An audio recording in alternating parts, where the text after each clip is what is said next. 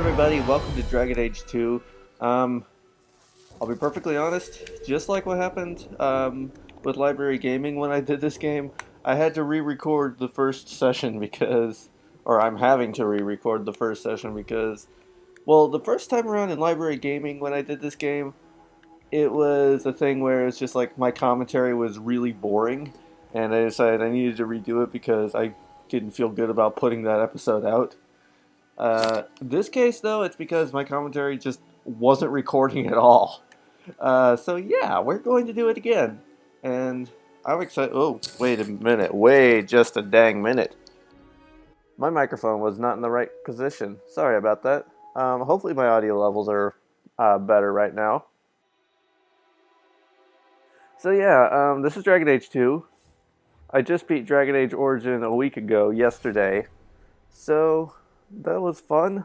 I really enjoyed Dragon Age Origins, and I'm really excited to play this game now that I know the context. Because I played Dragon Age 2 first with Library Gaming, the series on my other channel, and I really enjoyed it. And I mean, out of all the Library Gaming episodes that I did, the two that really stuck out to me were, well, actually there were three that stuck out to me. There was Dragon Age 2 was definitely one of them, and I played more of that after I was finished recording. I just played more on my downtime. I got about, I think, halfway through the game, maybe. I don't know. It might have been earlier in the game, might have been later in the game. It was really hard to tell. But I liked it. I liked it so much that I kept playing. That's the point of what I'm trying to say. And then I also really enjoyed Tomb Raider, which I'm going to be playing Rise of the Tomb Raider for this channel. Maybe I'll go back and play just Tomb Raider, but I really enjoyed it, and I think I'll be back for that one. And then Dragon's Dogma, that one I don't know if I'll do like a full playthrough of. That one was just more kind of like I need something mindless just to take my mind off of things in life. But yeah, Dragon Age 2. I'm really excited to play this game all the way through, especially since you can import the events of Dragon Age 1, or Dragon Age Origins if you prefer. You can import the events of what happened into this game, and they kind of acknowledge it as the game's going on. So yeah, I'm very excited. Let's get down to it.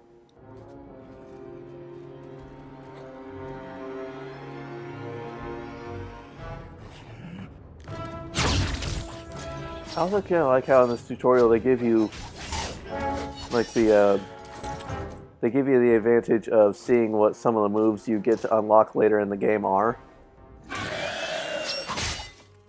And we're doing the rogue class this time because when I was doing it as the warrior for Library Gaming, there was a chest in the first level that only a rogue can open. And I was like, well, if you don't choose the rogue class, you're not going to be able to open that chest at all. So, yeah, that is my reasoning for being the rogue class. I was the rogue in Origins, and I thought about doing something different for Dragon Age 2, but then I was like, nah, I'll just stick with the rogue. Maybe if I get around to doing Dragon Age Inquisition, then maybe I'll switch it up and go like warrior or mage. Can't keep this up forever. I also, there's like a lot of times it's the little subtle things that happen in this game that are kind of funny to me, and since this is like Varric's interpretation of the events, I like how I pointed this out in Library Gaming too, although I didn't explain why it was so funny to me exactly, but this is Varric's point of view telling the story about the warrior, and his version of Bethany is a little more embellished, I think I put it. Basically, she has bigger boobs. That's all I'm saying. And I just thought that was kind of a clever little thing. I didn't notice it before. Well, yeah, I did, but I didn't know what I was looking for the very first time I played the game. The second time, I was like, that doesn't look right. And it made perfect sense. And I promise I won't stay on this screen forever, but I'm just going to explain a little bit of what my strategy for playing this game is, because when I was playing Origins, I almost exclusively tried to stay with like the good side, and there's also kind of like in this game, it seems like there's commonly the good side. There's usually a neutral, which we don't have that option here. There's a good side, what I call the sassy side, and then what I also call the tough side or the brutal side. Um, for the most part, I'm going to play this game like I said, Origins. I tried to play as close to just the good options as I could, and I like that about it. But by the end of it, I was starting to just play however the heck I felt like it, and I was making just spur of the moment choices, and then I would also like just go completely back on some of the choices I made and do something else anyway. So this game, I decided, screw it. I'm gonna play this however I feel like playing. I'm not gonna try to stick with just one path. I'm gonna go any direction I want. And for Bethany, I'm definitely like in dialogue options with Bethany. I'm definitely going to be the good big sister. We'll make it through this together. Here they come. Shall I deal with them? Especially because I know what happens in the deep roads. Because, like I said, I think I had just beaten the deep roads and I didn't get any further than that before I had to take the game back to, okay, I didn't know what that button did. Apparently it makes me jump backwards. Oh, I like that one. That's kind of cool. See, what's this do? Okay, that's a good one. This? Okay, that made me turn dark, shadowy for a second. Ooh, I like that one. I want that. Anyway, what was it? Oh yeah, I had played up to the deep roads, and so I know what happens. And a friend of mine also kind of explains, like, a friend of mine, it's my friend Morgan. She was the one I was talking to at the end of the Origins, and she gave me some advice about this game, and so I know how to avoid one of the things that happen in Deep Roads, but at the same time, it's like you can't really avoid it because, like, one way or another, something will happen to her. So it's more just like, do we want her to go one way? Do we want her to go another way? Or do we want her to just completely get out of the game together? Which I would prefer not, but, you know, whatever happens, happens. I also like how in this game, well, let me rephrase it. In Origins, when you hit the A button, you were basically telling your character to attack, and they would go over to the whoever they were attacking and just start stabbing them and swinging their swords and stuff. But in Dragon Age 2, you can mash the A button and they'll start attacking, like, on command. That did not happen in Origins, and I didn't realize that right away. So, like, the first several sessions, I started mashing the A button, and all it was making them do was just say the same exact lines over and over, and it got really annoying. I came to hear the truth. What makes you think I know the truth? Don't lie to me! You knew her even before she became the champion. Hold on. I just took a big drink and then kind of dribbled a little bit on myself. I didn't get any on the mic today. Okay, the mic looks good. Never mind. Sorry about that. Your precious chantry's fallen to pieces and put the entire world on the brink of war. And you need the one person who could help you put it back together. The champion was at the heart of it when it all began. If you can't point me to her, tell me everything you know. You aren't worried I'll just make it up as I go? Not at all. You'll need to hear the whole story. Okay, then tell me the whole story. But yeah, I'm just gonna quickly create my character, and while I'm making the character, I'll tell you about one of the things I just absolutely adore about this game. It's certainly not the loading screens, which are quite long.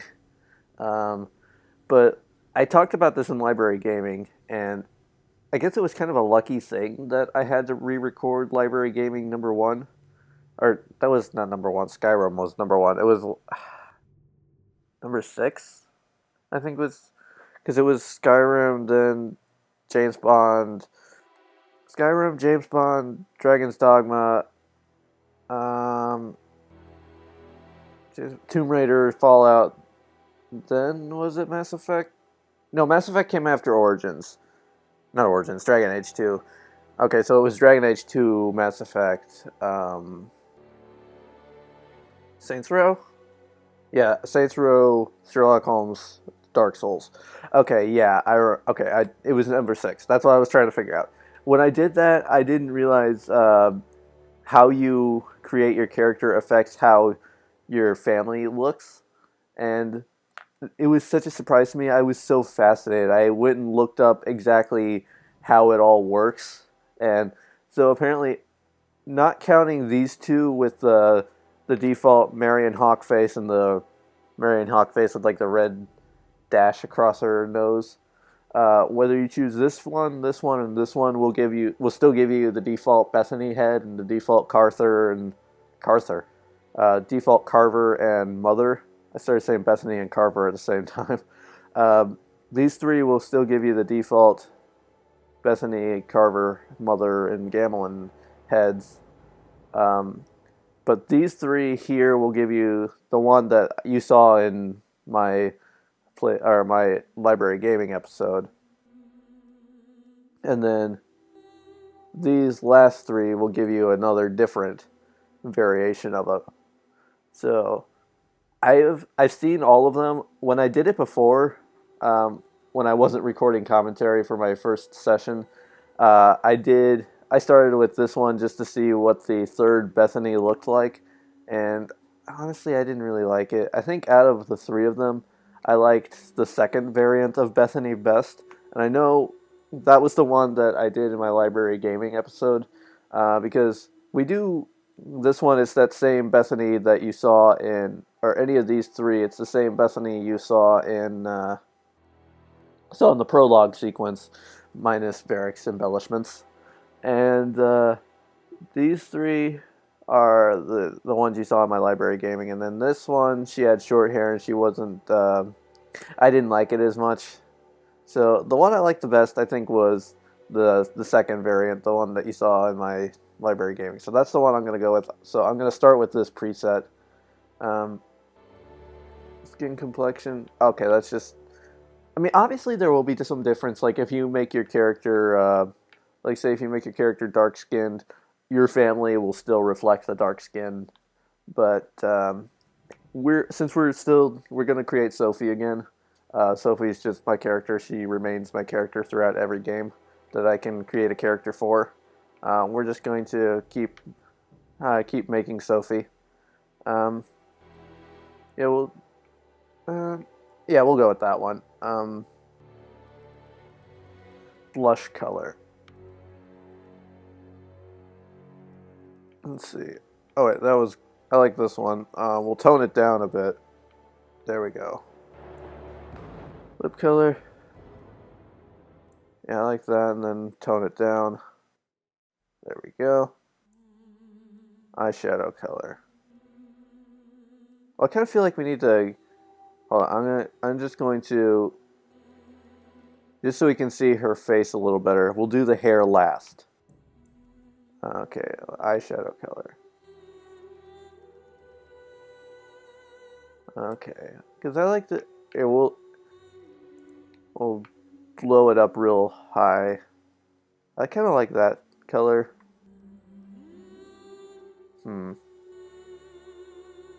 So I like going with like darker. That one's not bad. I actually kind of like that. Even at full blast, that's still kind of good. We'll tone it down a little. Oh, that one. I like this one. What's it? Okay, no, that was the same one. Never mind. I thought I hit the next button and it was the same one. Sorry. Okay, where is that one? Okay, it was this one. Tone it back a little. Yeah, that's good. We're not going to give her a tattoo. Alright, so we'll do the hair last. Eyes, I don't dislike these eyes.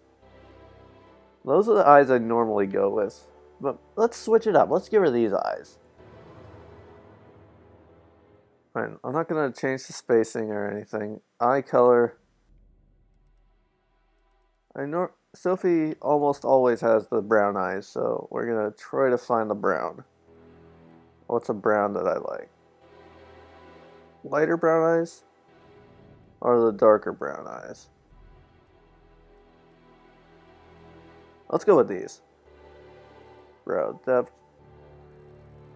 Oh wait, hold on.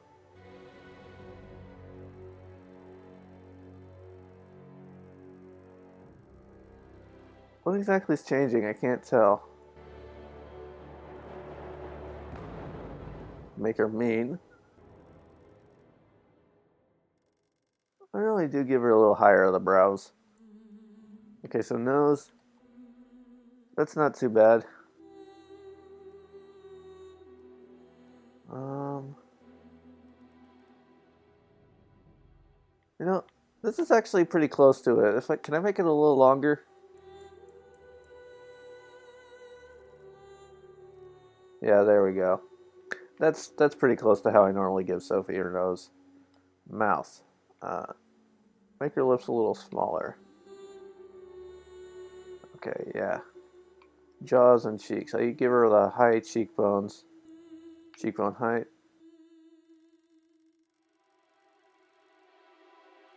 Yeah, that's a little too high. Go about there. Width.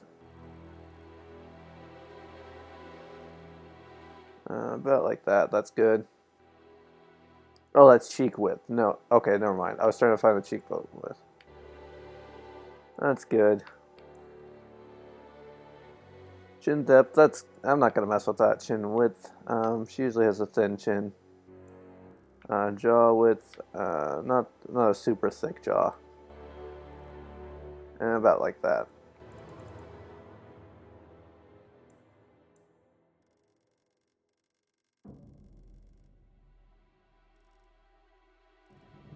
Okay, that's good. Neck. Usually give her the thick neck. Ear size. That's about it. The ears are good the way they are. So now let's just go back to the hair. Um, actually, we'll start with the hairstyle. Yeah, we'll just start with the hairstyle. So, see, that's like the Shiani hairstyle from the first game. That's like the little dwarven girl, the one that wanted to study magic. That's almost Liliana's. Liliana's is in here. Yeah, this one's Liliana's because of the two bangs that go down over the right eye. That's very distinctly Liliana. This one, someone had this hairstyle, didn't they? I thought someone did.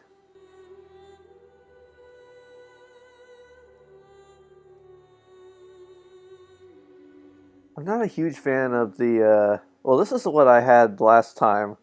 I'm not gonna do what I did last time. Last time is in Origins, not last time is in. Uh, last time is in Library Gaming. We're gonna do something different this time. I don't really like the ones that had the bangs, the straight across bangs. And this is the hairstyle I had in Library Gaming, the full original episode. And then this is what I had originally when I did it.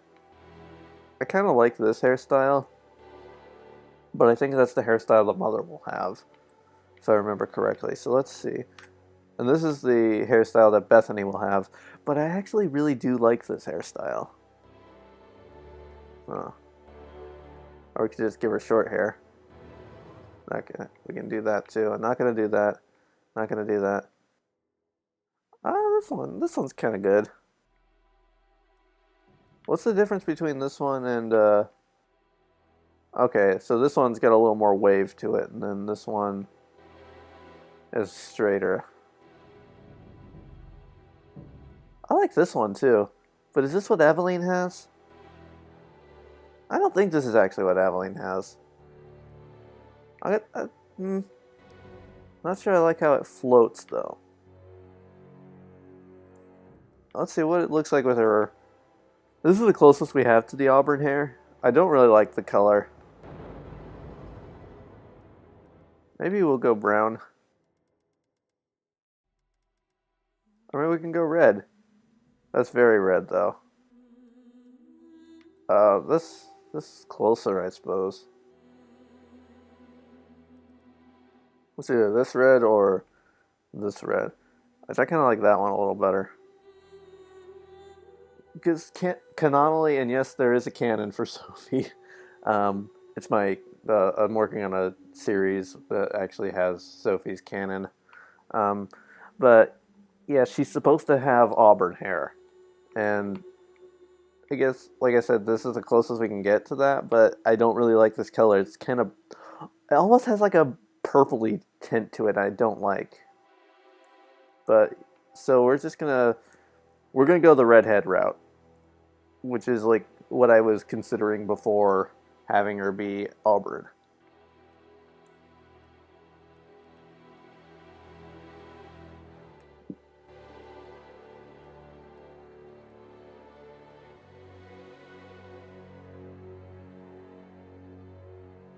Okay.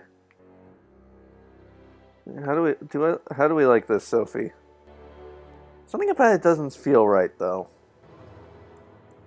Now that I've decided on a hair color, let's cycle through the hairstyles again, see if any of them like super stick out to us. I don't know why I'm saying to us because ultimately it's gonna be me playing the game. Um, I still really like this one. Bethany and I can just be twinning, I suppose. Although, since I'm going the second route, Bethany's not going to have that hairstyle. Because Bethany will have, like, actually, I almost just saved myself from embarrassment because Bethany would have had this hairstyle because I'm doing the second variation of Bethany. Oh, so I could do this if I wanted. Let's see what the other options are first.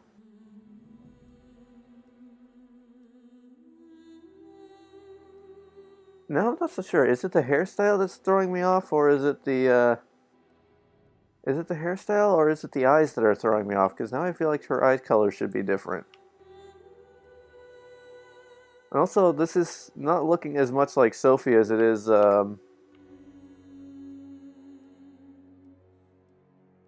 it was, one of her daughters. Because if you, I don't, well, it's not on this channel, so if you're only familiar with this channel, you might not know it, but in my other channel, I did a playthrough of The Sims 4, and that was actually the series where Sophie was first created as a character, first time we ever saw her. Um, she was, she, she ended up having, I think, four daughters and one son in that series, and none of them were redheads, but I guess in the canon that I've been working on, the daughters are still part of it, and the twins their names were Tara and Amanda, and it's kind of looking like the twins now. Maybe I think. Uh, Never mind me. I don't know what I'm talking about. We're just gonna go with this one. Shoot. Do I want? I don't like that color.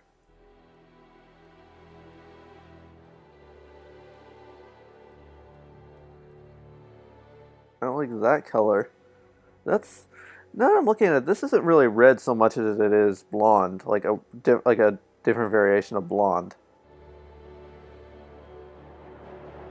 Screw it. We're going with that. It's not auburn. It's not really anything. We're just gonna go with it, and it looks better with the whole eye situation. But I think I might still change the color of her eyes to be a little darker. Yeah, like that. Okay. So we got her appearance. Her appearance has now been set in stone. Her portrait I'm not going to change. Name. Sophie.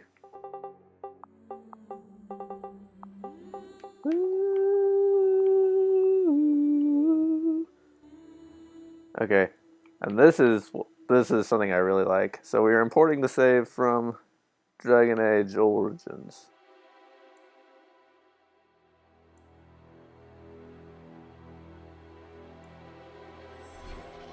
Yep.